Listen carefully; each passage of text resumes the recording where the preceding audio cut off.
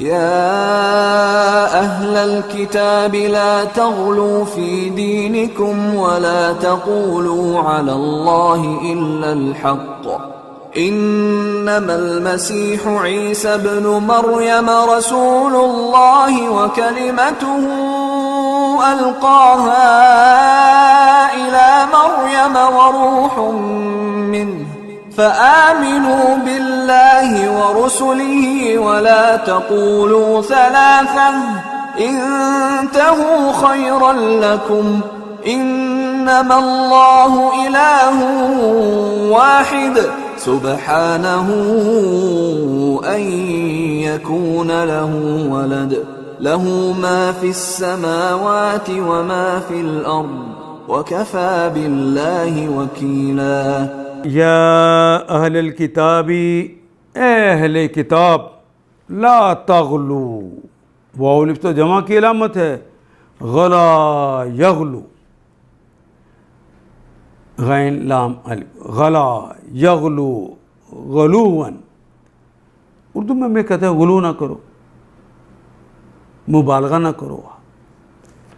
یا اہل الکتابی، اے اہل کتاب، لا تغلو، غلو نہ کرو، مبالغہ نہ کرو، فی دینکم، اپنے دین کے بارے میں. ولا تقولو، وہ اور لا نہیں، تقولو، اور نہ تم کہو، علی اللہ، اللہ کے خلاف، الا الحق، سوائے حق. اللہ پر کوئی ایسی بات نہ کہو سوائے حق. اے اہل کتاب، اپنے دین میں غلو نہ کرو. جب کوئی آدمی کہتا ہے نا کہ ہمارے دین میں یہ ہے، تو دراصل اللہ کے خلاف ایک بہتان لگا رہا ہوتا.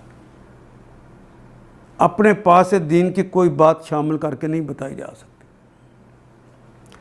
اے اہل کتاب، اپنے دین میں غلو نہ کرو اور اللہ کی طرف حق کے سوا کوئی بات منسوب نہ کرو.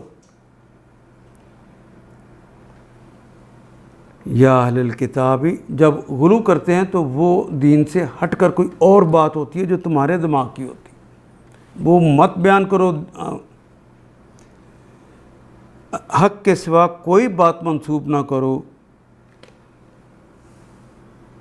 انما، بے شک، المسیح، مسیح علیہ الصلوۃ والسلام، عیسیٰ ابن مریم، عیسیٰ ابن مریم جو تھے، رسول اللہ، وہ اللہ کے رسول تھے. یہ حق ہے، یہ بیان کرو. وَكَلِمَتُهُ، اور ان کا فرمان ہے. انہوں نے کہا تھا کہ ہو جا، تو وہ ہو گئے. وہ ان کے حکم پر، ان کے اذن پر وہ حضرت مریم کے پیٹ میں نطفہ گیا تھا اور وہاں پہ حضرت عیسیٰ پیدا ہوئے. القاہا، کون سا کلمہ؟ القاہا، القا یلقی، القان ڈالنا، پھینکنا کے معنوں میں استعمال ہوتا ہے. الی مریم، جو مریم کی طرف پھینکا گیا تھا.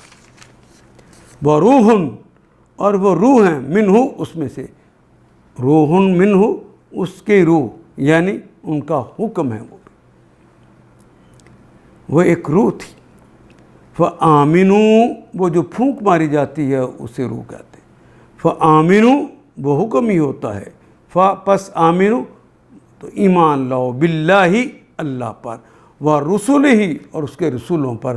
ولا تقولوا، اور نہ کہو، ثلاثۃ، یہ تین کی باتیں نہ کرو.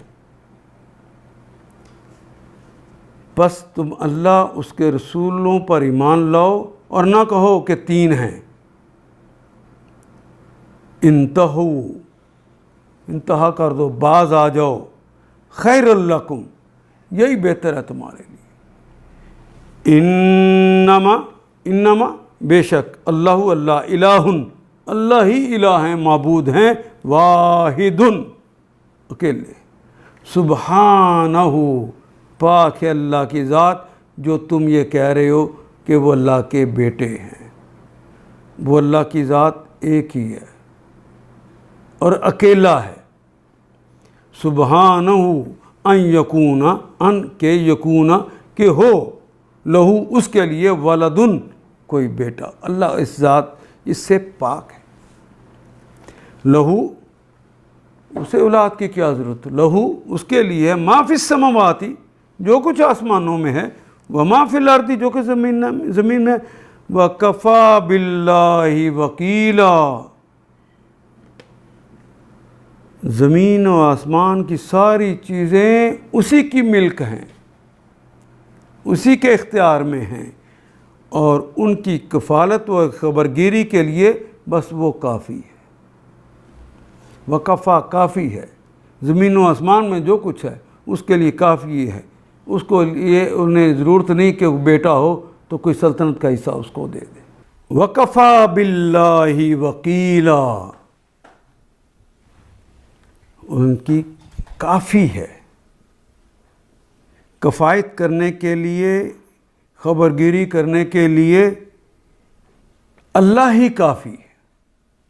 وکیلا کارسازی کا لفظ استعمال ہوتا ہے، وکیل کارساز کو کہتے ہیں، خبرگیری کرنے کو کہتے ہیں۔ اللہ تو بس ایک ہی خدا ہے، وہ بالا تر ہے اس سے کہ کوئی اس کا بیٹا ہو۔